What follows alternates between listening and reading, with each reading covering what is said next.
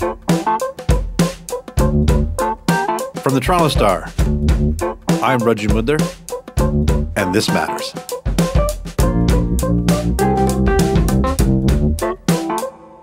Are Ontario's new election financing laws being used to target grassroots organizations and muzzle dissent?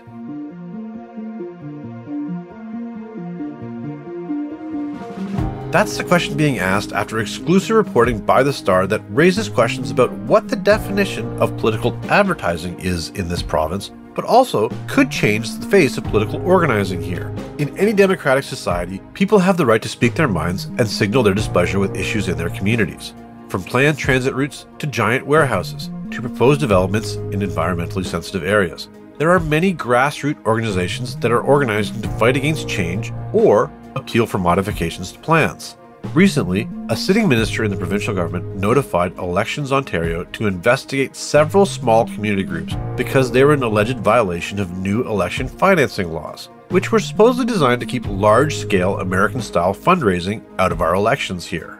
Was this a broad overreach or the new lay of the land for advocacy groups in the province? Kris Rushowy is a Queen's Park reporter for The Star, while Noor Javed covers the 905 for us. They broke this story and joined us to discuss and explain what happened. Thank you both so much for joining us today. Thanks for having us. Thanks for having us. Okay, guys, so you wrote a fascinating story on the weekend. I think it really needs to be unpacked a little bit. It is about a sitting minister, but Noor, I think I want to start with you for a little bit of context, because part of this is surrounded about something that's happening in Kempville. What is happening there, and what are people upset about there? Sure. Yeah. So about a month ago, I wrote a story about two community groups in Kempville who have been quite upset because a year ago, during the pandemic, right, in the heat of the pandemic, the province announced that they wanted to build a 235-bed maximum security facility or prison in their community. And Kempville is like a small kind of farming rural community that's growing quite large now because it's about an hour from Ottawa. So people like to kind of get that small town feel. But there's only about 4,000 people in Kempville. It has like no shelters, no courts, no transit. It doesn't even have a taxi service, is what people have told me. And so the province basically announced that they wanted to build this maximum security prison in this small town. And the crazy thing was that they didn't even actually inform the mayor until 48 hours before they made this announcement. So nobody knew that this was coming. And so residents were, as expected, quite upset about the fact that their community could be really changed by this prison. And also just the fact that the province, didn't even have the courtesy really to even inform them, because they've been in the midst of planning their community and trying to build this beautiful town. And so they're grassroots groups, and they've basically been protesting the prison, but also informing their community about what's coming and how to really challenge the government on this issue. Let's be very clear. This is a grassroots organization. What are we talking about? Informing the community, putting up signs, that sort of stuff? Yeah, so there's two groups, essentially. One of them is mostly retirees.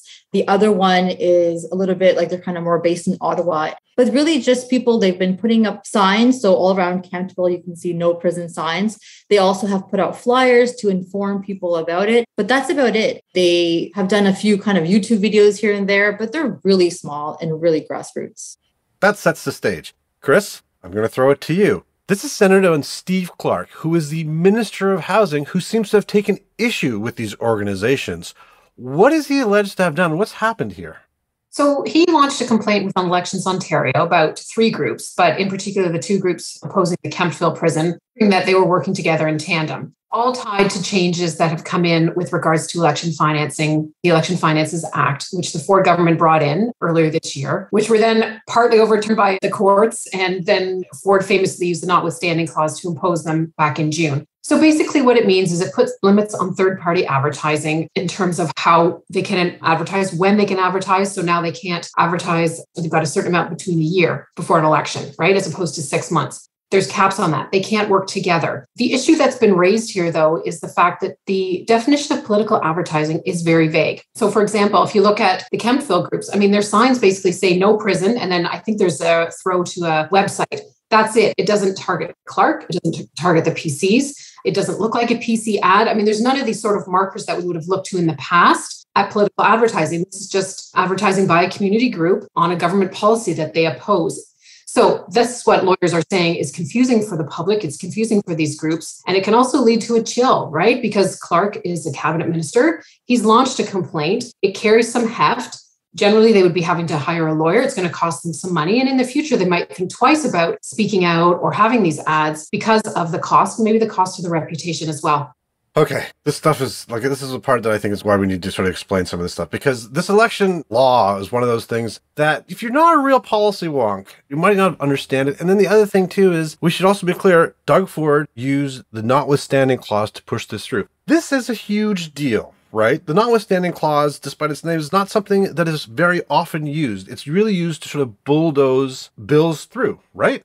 It's not used. I mean, this was the first time it was used by a premier, right? So it is unusual. It hasn't deterred the groups that are challenging it. That's interesting, right? So the Working Families Coalition, which is basically a union-funded group, they challenged the Election Financing Act, the changes, and they won. So this is why Doug Ford used the notwithstanding clause. But now they're coming back at it again, using a different section of the charter that he actually can't use the notwithstanding clause against. So if they're successful in that, then we will see changes to this act.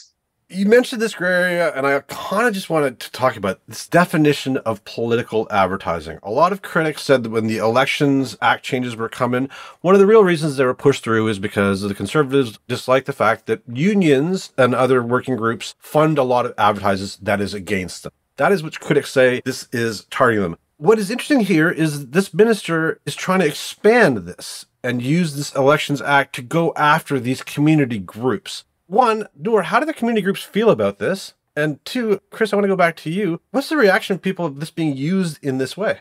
Sure, I can go first. So one of the things that also came out of this legislation change was the fact that if you, raise more than $500 prior to, within 12 months of the election, you have to register as a third party. And that's kind of what I think has surprised a lot of people who might not be following it so closely. So in one of the cases, one of the groups that was not in Kempville was another group that was also targeted by the minister. They were called the Peaceful Parks Coalition, I think. So this group basically found out, because they got a complaint from Elections Ontario, they were notified that the minister had basically said that they were breaking the law because they had raised $500 prior to the election, a year before the election. And this person was completely shocked. The woman we spoke to from that group said that I didn't realize that the minimum threshold is $500. I mean, if you have a GoFundMe page or if you are collecting over time, $500 is not very much money. So this person was very surprised about that. And, in that specific case, Elections Ontario actually found that they were not in compliance. And so this person was just basically saying that we're basically kitchen table moms and we're doing this kind of awareness campaigns for parks. And we're just shocked that this is what it's really come down to. And same thing with the Kempville groups. I mean, they were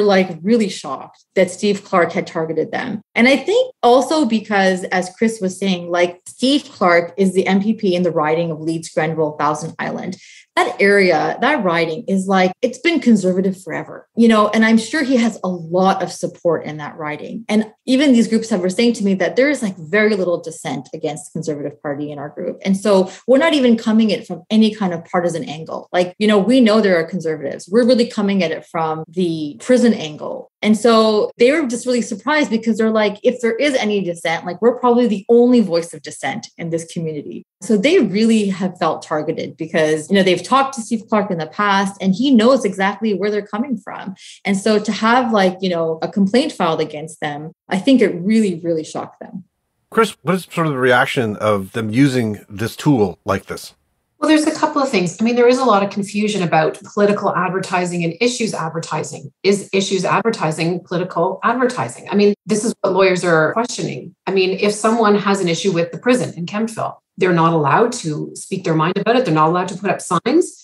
I mean, obviously in this case, the Elections Ontario sided with the groups, but this is what the worry is, that politicians will use this tool against community groups to silence them during an election period, to silence them on big issues that maybe matter to a community. There's also sort of the longer term consequences, which is down the road, will this silence groups? Will it deter them from coming forward because they're worried about a complaint? They're worried about having to hire a lawyer. They're worried about being in contravention of the rules. I mean, in the past, you looked at political advertising and, at the end it would say sponsored by this party or whatever. There might be some similarities to the party's advertising itself. There might be a logo. You might see a candidate's face. I mean, news advertising is different, right? I mean, these are no prison signs. That's really all they say. There's no obvious link, except that it's an issue that is affecting the Conservatives, I guess, in that riding. So again, it's just a lot of confusion for these groups. It's a lot of confusion for regular people as to what is allowed and what's not. And I think a lot of questions as to why can't you say that you oppose a prison in your community? What's wrong with that? What would prompt a minister to launch such a complaint? We'll be right back.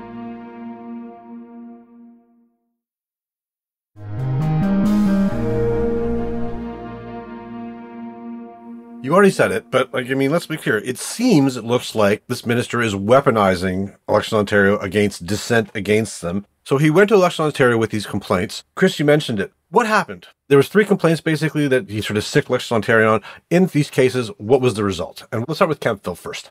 Well, Elections Ontario said basically there's no merit to that complaint, right? And that was the 2 Kempville groups, that they were working in tandem and that somehow their advertising was violating the rules. It was a bit different for the Parks group, and maybe Noor can address that since she did speak to them, but they were the ones that did find that they had to register as a third-party advertiser, which is also now required.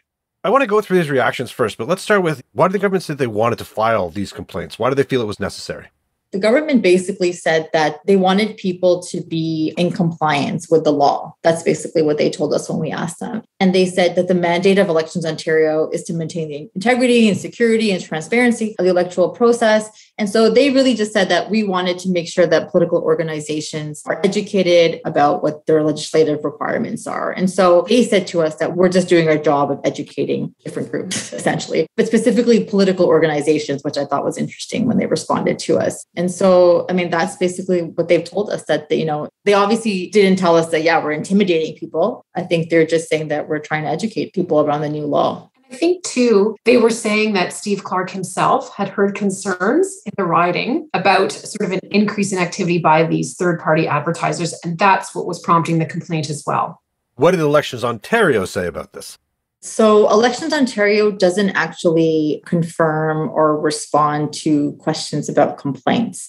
So we were able to obtain a copy of the complaint and a copy of the Elections Ontario response. We only know what they said in the Kempville case, which they said that there was no merit. We don't know actually what they said in the Parks case. We were told by the province's spokesperson, as we wrote in the story, that Elections Ontario found that the Parks group was in violation of the legislation and that the Parks group is now in the process of updating their registration process. So they will now be in compliance, which could mean essentially that this group, basically, they have $500 in their account and now they have to register. I think that's essentially what it means.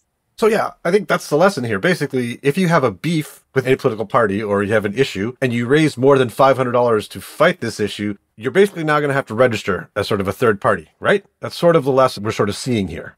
As Noor has said, these groups are often kitchen table moms. They're, retirees. They're not people with big pocketbooks, big infrastructures behind them. They're just, a few people working together. And again, this might be a disincentive for them to do so. If they have to register, to hire a lawyer, it's a lot of paperwork and that kind of thing. Whereas in the past, they didn't have to do that. And just so people know, when I reached out to one of the groups, they were so scared to talk to me. And I said, well, it's okay. You can talk to me. And they said, well, we need to get legal advice. Where do we go to get legal advice? Just them having this conversation, they said we had never thought we had to get legal advice. And so I think that just really kind of showed me what this is doing to people, because this is a group that was out there, putting up signs and doing videos. And now they're like, do we need to get legal advice? What do we do? Well, no, that's a perfect example of the sort of chilling effect. This seems to be happening. Okay, I said this before, I'm trying to be neutral here, but I'm going to get a little bit conspiratorial here because, Noor, we've had you on before to talk about ministerial zoning orders, which, funnily enough, is something that Steve Clark is also sort of right at the center of. Now, these are things where they're pushing things into communities and often against the will of those communities, right? You've been writing a lot about these. I look at this and you have that, and then you have this law now that might try and quiet dissent. I think if you put the two of these together, is there not some sort of, honestly, I described it to you as sort of a Jedi mind trick, but it sounds a little bit authoritarian. Am I off base here? If you see these things working in tandem, it's we can put anything we want in communities and then quell the dissent in those communities. Isn't that how it seems like it works? Well, so just to go back, like ministerial zoning orders are basically orders that the province can issue in terms of putting in housing or, manufacturing or warehouses in a community, usually without having to go through the normal planning processes to do that. And, sometimes these days municipalities will have to agree to it, but it's usually done without any kind of public input. And they're also generally irrevocable, although there have been some cases after immense public pressure that the province has conceded. But yeah, it's basically they're imposed on a community, just like this prison was. And so that's kind of where the similarity is. And I think after the story, there's been a lot of discussion on social media because there are a lot of groups that are opposed to either MZOs or they're opposed to the 413 highway or they're opposed to environmental legislative changes that are coming down or they're opposed to urban expansion that the province is forcing on municipalities. Like there are a lot of grassroots groups. I hear from them almost every single day in some capacity. And all of them read the story and were like, whoa, like, what does this mean for us? What does this mean to us? Is someone going to come after us? Like, which minister is going to come after us? Like, I saw so many comments like that. And I think like MZOs is part of it, but I think it's just in general that there has been a lot of different policies that this government has put forward. And I'm sure Kris can talk to this, that have come across as very non-transparent,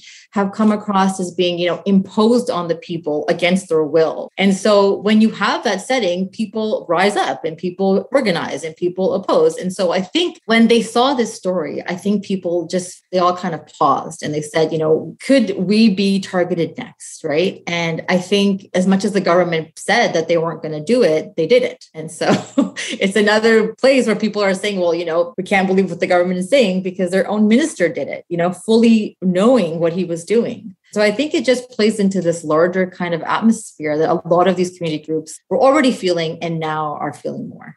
Yes. And I was going to say too, so the government's position is, I think the Attorney General, he said something along the lines of having these rules in place puts guardrails on the electoral system. And he wanted to avoid sort of the big US blitzes of ads you see around elections. That was the point of them doing it. So that's why they put in limits of, I think it's $637,000 for companies or businesses or associations within the year before the writ. And I think it's $25,000 and a bit in any electoral district. So that's why they did that, to put those spending limits in place a year before. So the groups like Working Families can't spend, because they've spent millions, right? They've spent millions in the past. Interestingly, though, although Working Families typically does not support anything that the Conservatives do, this would also affect Ontario Proud, which is a group that does tend to support the Conservatives. So when they say that they want to avoid the big style blitzes, the law does target groups that help them as well. But the impact, I think, on the smaller, the community groups is the one that you want to watch because they're really the ones, they care about what's going on in their riding and in their district. And, all this red tape that they now have to face could really be a disincentive for them. I believe there's a constitutional challenge against the law. Is that what we're watching next? What's happening now?